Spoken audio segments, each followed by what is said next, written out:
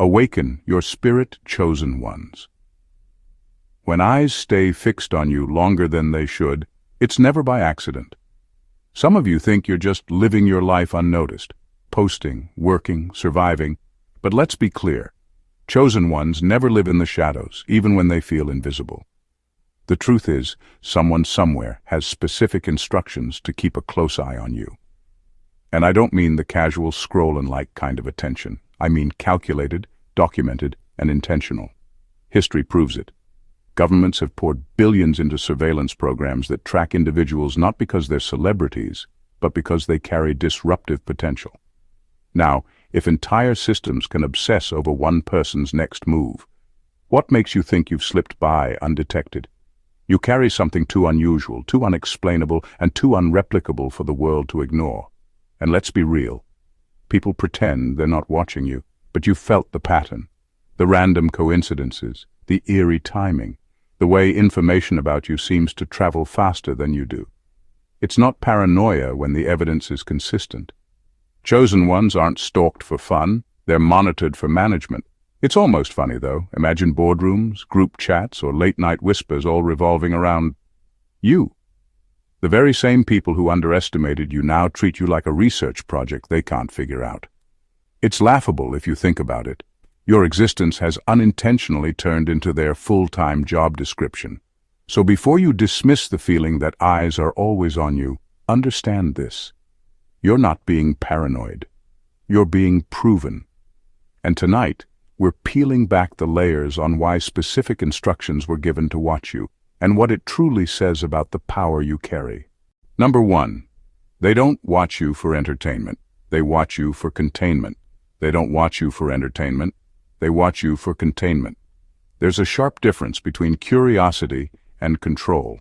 And when it comes to chosen ones, what looks like interest on the surface is actually an assignment in disguise. People may laugh at the idea as if you're just exaggerating the attention you get. But the truth is simple. Your presence threatens a balance they're desperate to maintain. Entertainment ends when the show is over, but containment is round the clock, persistent, and intentional. When chosen ones step into a room, conversations shift, tones adjust, and the energy changes. That's not entertainment. That's strategy. People lean in, not because they want to cheer for you, but because they need to measure you, calculate you, and anticipate you.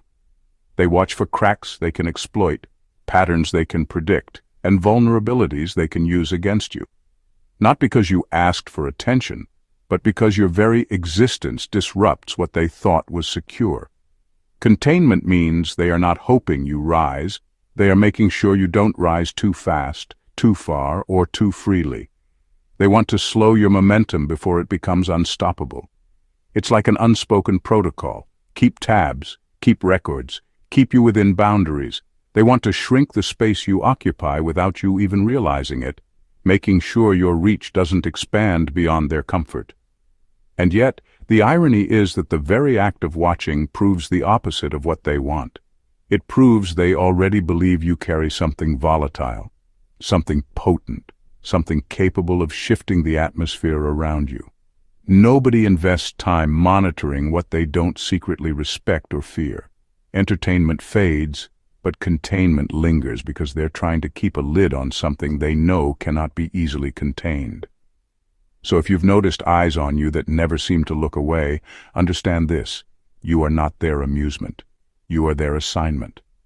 The attention isn't flattery, it's evidence that what's inside you is too significant to leave unchecked. They watch because you are already breaking through, whether they admit it or not. Number 2. You are not studied like a subject. You are tracked like a threat. You are not studied like a subject. You are tracked like a threat. That's the uncomfortable truth most people don't realize about the chosen ones. There's a difference between being someone's topic of conversation and being someone's target of calculation. A subject is analyzed with curiosity, out of interest or admiration. A threat, however, is monitored with caution because the stakes are too high if they make the mistake of underestimating you. The attention on you has nothing to do with fascination. It has everything to do with control. When you are seen as a threat, every detail of your life becomes data. People don't just observe what you're doing, they take mental notes on how you're doing it, when you're doing it, and what it could mean. They aren't trying to learn from you so they can apply it to their own lives. They're trying to predict you so they can stay one step ahead. To them, you represent disruption. Not because you've openly declared war on anything, but because your very existence is misaligned with the systems they've built. This level of attention is never casual, it's strategic. People don't waste energy tracking what doesn't matter. So the fact that eyes remain locked on you is a quiet confession that they see something others might not. It's not about your current position, your current resources, or even your current influence. It's about potential, the kind of potential that unsettles their comfort and challenges their plans. They see a different future attached to you, one that doesn't play by their rules, and that's enough to mark you as dangerous. And here's the twist. Threats don't always roar. Sometimes threats look ordinary until they break through, and by then it's too late to stop them. That's why they track you now, before the full version of you shows up. Their surveillance isn't proof of your weakness. It's proof of your inevitability. If you weren't a threat, you'd be invisible. The fact that you're not invisible says everything. Number 3, your potential is their alarm system. Your potential is their alarm system. It's not always about what you've already accomplished, but about the unshakable sense of what you are capable of becoming. That's what unsettles people the most. They see glimpses of it in the way you carry yourself, in the way you speak, in the way you move through challenges. It's not the present version of you that keeps them restless at night. It's the future version they know they won't be able to stop once it fully emerges. Potential is invisible until it manifests, but sensitive people can sense it before it's obvious. That's why they react to you the way they do. They may downplay you in public, yet behind closed doors, they whisper about you, calculate around you, and even set barriers in advance. Not because of what you're doing right now, but because they're already bracing themselves for the impact of what you'll eventually do.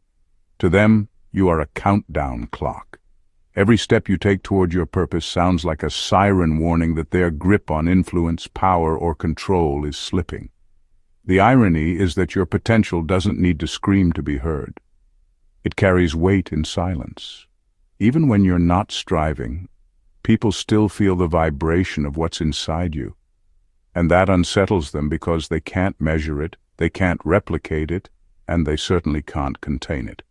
They know that when you finally align with it fully, you won't just succeed, you'll shift the environment around you.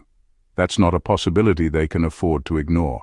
So their watchfulness isn't proof that you're overestimating yourself. It's proof that they already sense you're becoming. Every glance, every sudden interest, every unnecessary obstacle in your path is tied to the fact that your growth is an alarm ringing in their world. You are not the threat because of what you've achieved so far. You are the threat because of the undeniable potential that still waits to be revealed. Number 4, they don't plan for your success. They plan for your disruption. They don't plan for your success. They plan for your disruption. The way they look at you has nothing to do with applause or admiration. You're not on their radar because they see you as the next big name to celebrate. You're there because your rise has the power to dismantle structures they've depended on, expose flaws they've hidden, and break cycles they've worked hard to preserve. Success is something they can tolerate in others as long as it doesn't challenge the status quo. But disruption? That's the one thing they fear most. And that's exactly what you represent. When chosen ones move forward, it doesn't just look like personal growth. It shifts the atmosphere around them. Your elevation isn't a quiet climb. It forces people to see themselves, to confront their own stagnation, and to rethink the systems they've blindly trusted. That's why you're not viewed as harmless progress. You're seen as a destabilizer. Your rise doesn't fit neatly into their plans. It rewrites the narrative completely. And those invested in keeping things predictable can't afford that. The truth is, people who monitor you don't just worry about what you'll achieve. They worry about the chain reaction your achievements will trigger. Your breakthrough won't stay yours alone. It will ripple outward, giving others permission to break patterns, think differently, and challenge what they were told to accept. That's why containment becomes their strategy.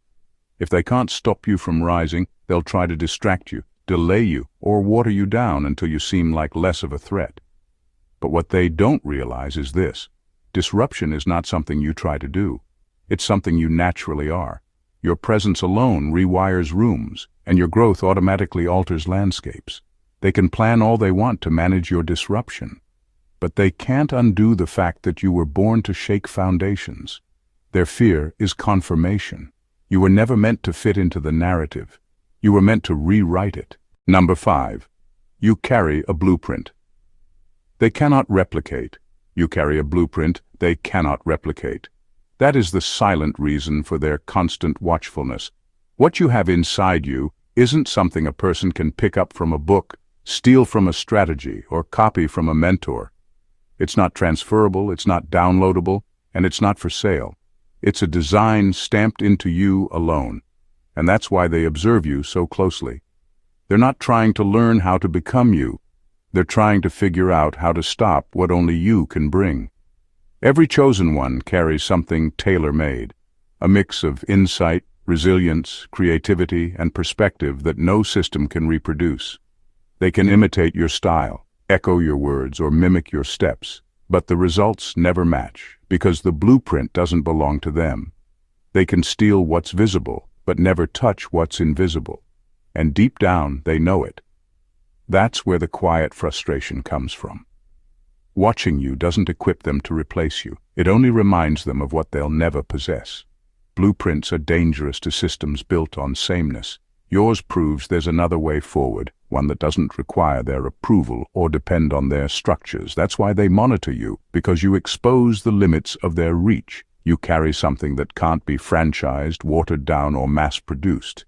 And that kind of authenticity, when it's fully activated, becomes unstoppable. So they study your steps, hoping to predict your moves, hoping to understand the pattern. But the blueprint is alive. It unfolds differently each time, bending in ways no chart can capture. It's not locked in formulas, but in flow, and only you have access to it. That's why they're nervous. That's why they whisper. That's why they can't take their eyes off you. Because the truth is, they don't want to be you. They want to prevent what only you were born to release. Number 6, their proximity is proof of your separation. Their proximity is proof of your separation. When chosen ones are in the picture, people don't draw close to genuinely connect. They draw close to quietly calculate. It looks like interest, but it isn't. It looks like support, but it's not. Their presence around you often has less to do with relationship and more to do with surveillance. They don't blend with you because blending would require acceptance, and acceptance would mean acknowledging who you truly are. Instead, they keep their distance, even when standing right beside you, disguising that distance with shallow questions, forced conversations, or polite curiosity. This is how control operates. It hides in proximity.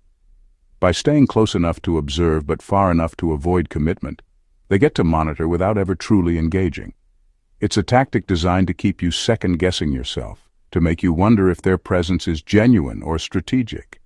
And most times it's strategic. They don't show up to celebrate you, they show up to measure you, to record your growth, to anticipate your next step.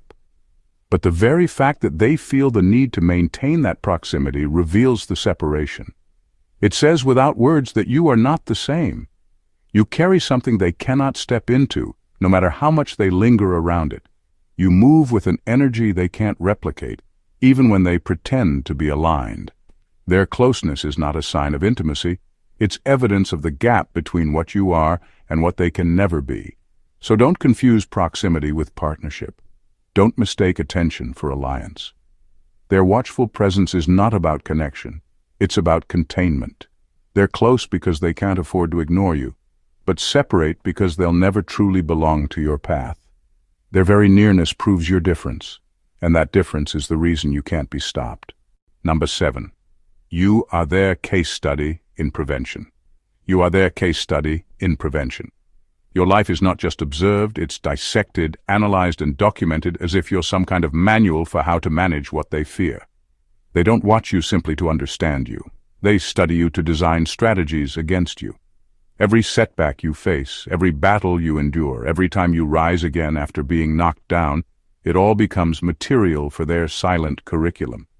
You've become the example they use in closed circles, not to inspire others, but to warn them. Your resilience is noted, but not applauded. Instead, it's treated as a risk factor. They ask, how can we delay this person again?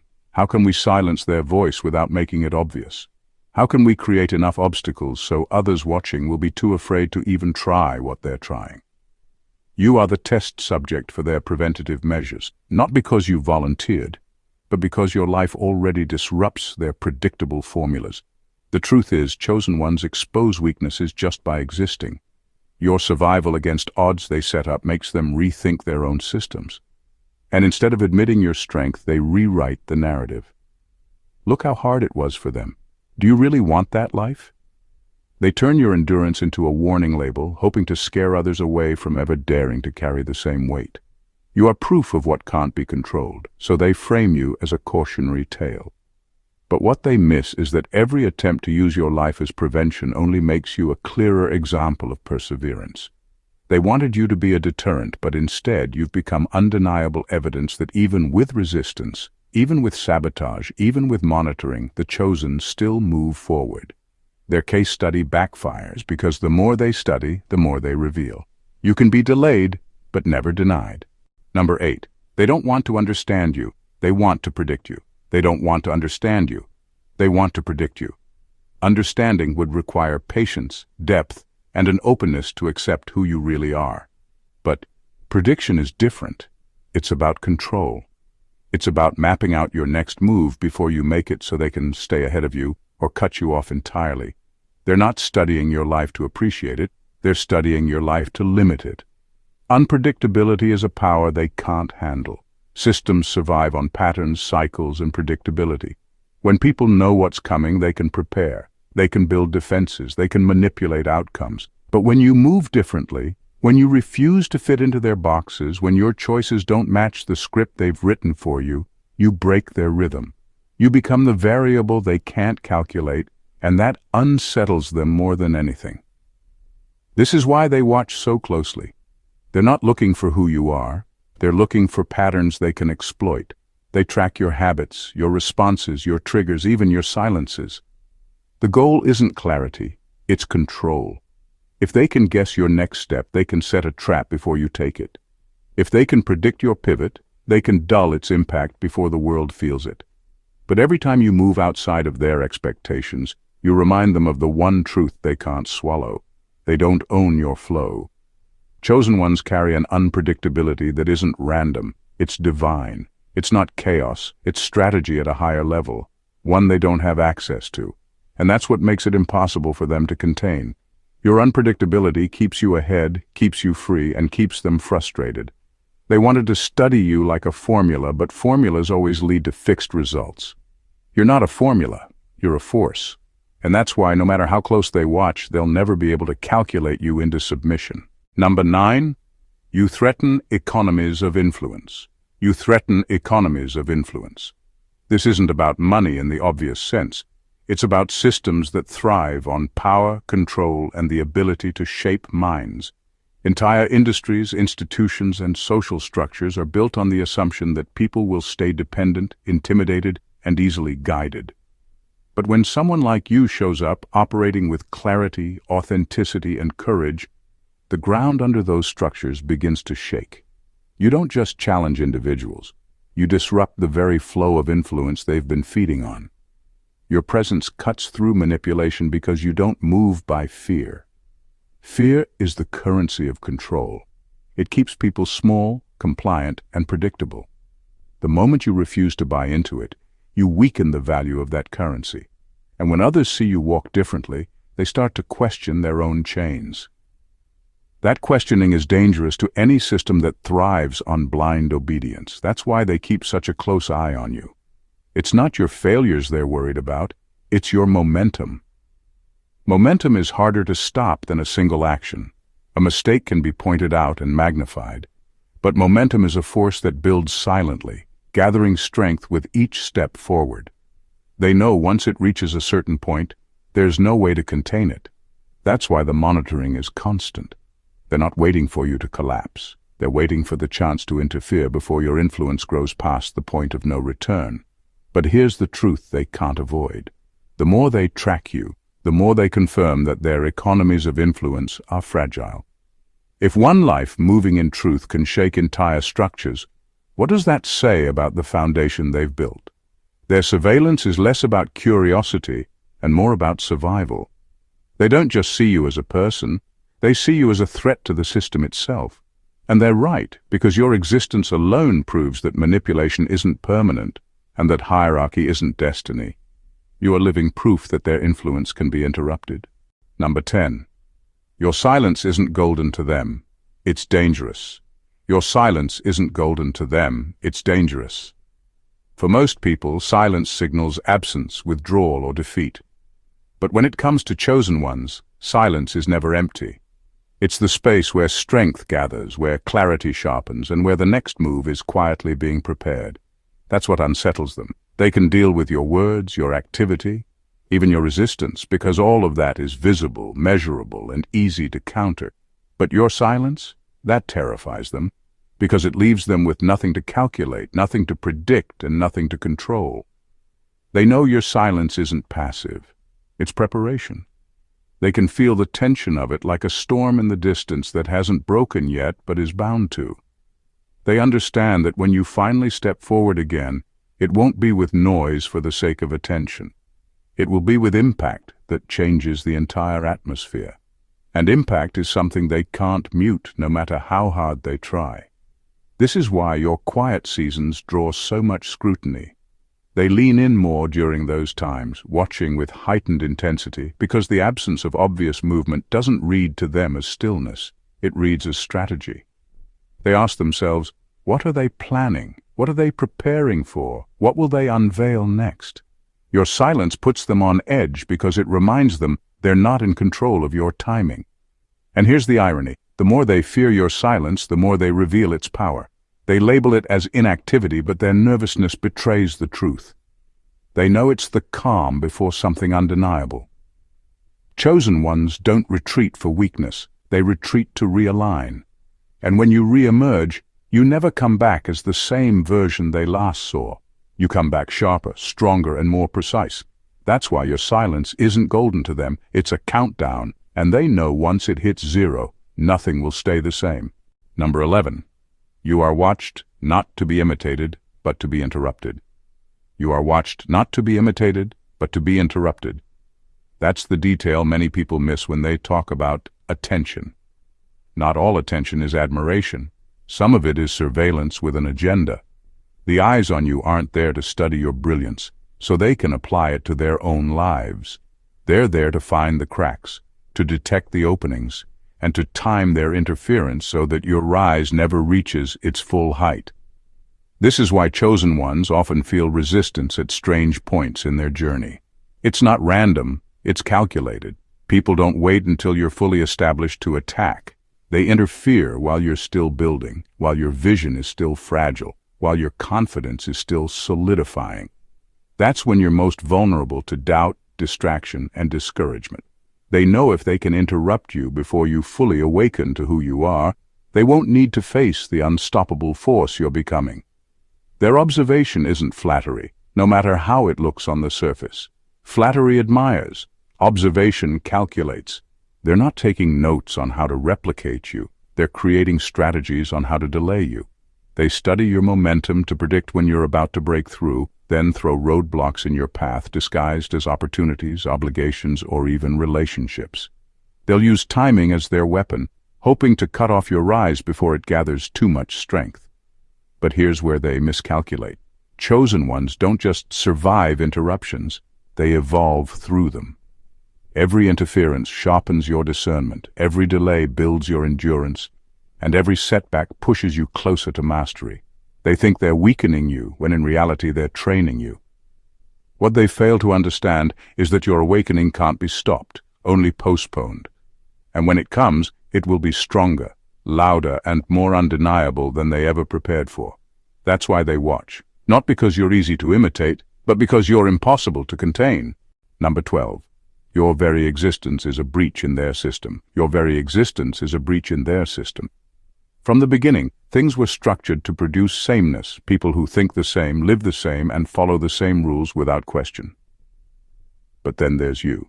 You weren't supposed to exist this way, thinking differently, surviving differently, seeing differently. You don't fit the design, and that's exactly why you're monitored. To them, you're not just a person, you're an anomaly. And anomalies are dangerous because they expose the limits of the system. You weren't expected to make it this far. The circumstances you came from, the obstacles you faced, and the resistance you endured should have broken you down, but they didn't. That alone is a violation of the script. Systems rely on predictable outcomes, and your life is anything but predictable. Every time you overcome something designed to keep you stuck, you quietly prove that the system isn't as airtight as it pretends to be. That's why your presence feels disruptive. You are living proof that what they built can be bypassed. They study you because you represent a loophole. A reminder that the rules they enforce don't apply universally. Your resilience shows others that survival is possible outside their frameworks, and your perspective shines a light on truths they'd rather keep hidden. You don't play their game, yet you're still advancing. That contradiction unsettles them because it makes their carefully managed order look fragile. The truth is, systems don't collapse from the outside first. They crack from the inside when one exception proves the whole structure isn't absolute. That's what you are to them, the crack, the breach, the undeniable evidence that their control isn't as complete as they want people to believe. They monitor you not because they understand you, but because they fear what you represent. Your existence is a rebellion in itself, a statement that no system is final when a chosen one refuses to bow to it. Number 13. They fear the ripple more than the wave. They fear the ripple more than the wave. The idea of your big breakthrough, your defining moment, your loud success, it bothers them, but that's not what keeps them awake. What unsettles them most is the quiet influence you already have in the ordinary, everyday spaces. It's the subtle impact you make without even trying, the way your words linger after conversations, the way your resilience inspires others silently, the way your choices expose hidden truths without needing an announcement. That's the ripple effect, and it spreads faster and further than they can control. Waves are visible and dramatic. Everyone sees them coming, and systems can prepare to resist them. But ripples sneak into places no one expected. They travel quietly, shifting hearts, shaping minds, and planting seeds of courage in people who thought they had none. That's why they watch you so closely, because they know your influence isn't waiting for a stage, a title, or a spotlight. It's already moving through the unseen, already bending realities around you. The most dangerous part about ripples is that they multiply. One act of authenticity inspires another. One small breakthrough creates a chain reaction. Without raising your voice or making a grand announcement, you start movements you don't even know you started. And that terrifies those who rely on control because they can't track, predict, or stop influence that spreads in silence.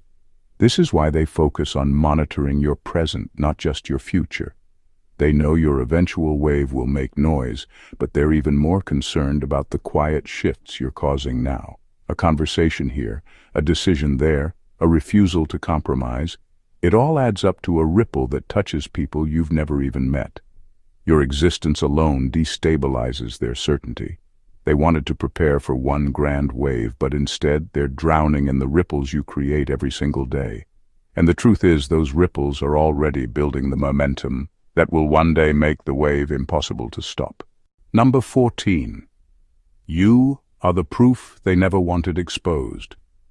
You are the proof they never wanted exposed. The systems that monitor you were built on the assumption that most people would stay in line, that no one would have the audacity to break out of the mold and survive outside their rules. Yet here you are, walking evidence that their design isn't flawless. Your life doesn't just challenge the narrative, it dismantles it. And that's why they watch you so closely. It isn't curiosity, it's damage control. Every time you rise after being written off, you poke holes in their story. Every time you succeed without their approval or their resources, you undermine the idea that they are the gatekeepers of progress.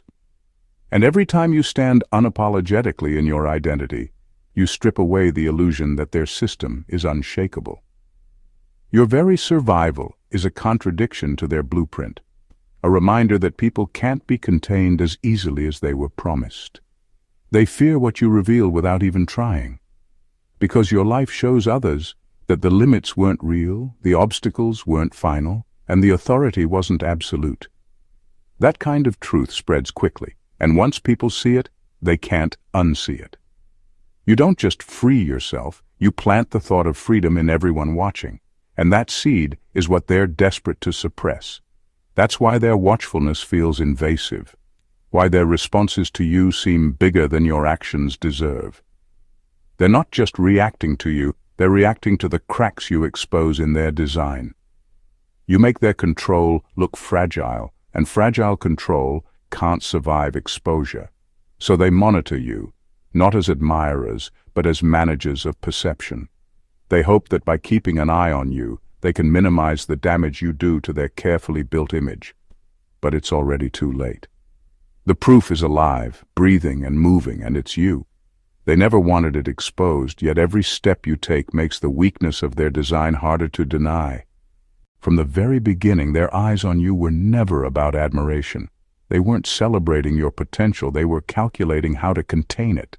They didn't plan for your success. They planned for your disruption. You've been studied like a threat, tracked like a variable, and treated as a breach in systems that depend on predictability. Every glance, every whisper, every shadow of resistance has been their way of admitting what they'd never say out loud. You carry something too rare, too untouchable, and too unreplicable to ignore. You are the ripple they can't contain, the proof they never wanted exposed, the anomaly that bends their rules without trying. They observe, not to imitate, but to interfere. They monitor not because they're curious, but because your momentum exposes their weakness. And no matter how close they stay, their very proximity only confirms your separation. What you hold cannot be copied, what you carry cannot be silenced, and what you are becoming cannot be stopped. So let their watchfulness continue, let their whispers grow, because the more they study you, the more they testify of your inevitability. You were never meant to fit their script. You were meant to rewrite it. And every move you make, every silence you endure, every breakthrough you release is proof that the chosen cannot be contained. Your life itself is the declaration. You are unstoppable. If this message stirred something in you, don't just keep it to yourself. Hit that subscribe button so you never miss what's coming next. Drop a like if it spoke to you, and let me hear your thoughts in the comments. Your voice matters here. And most importantly, share this with someone who needs to hear it, because the ripples we create together can shift more than we realize. Stay awakened, chosen ones.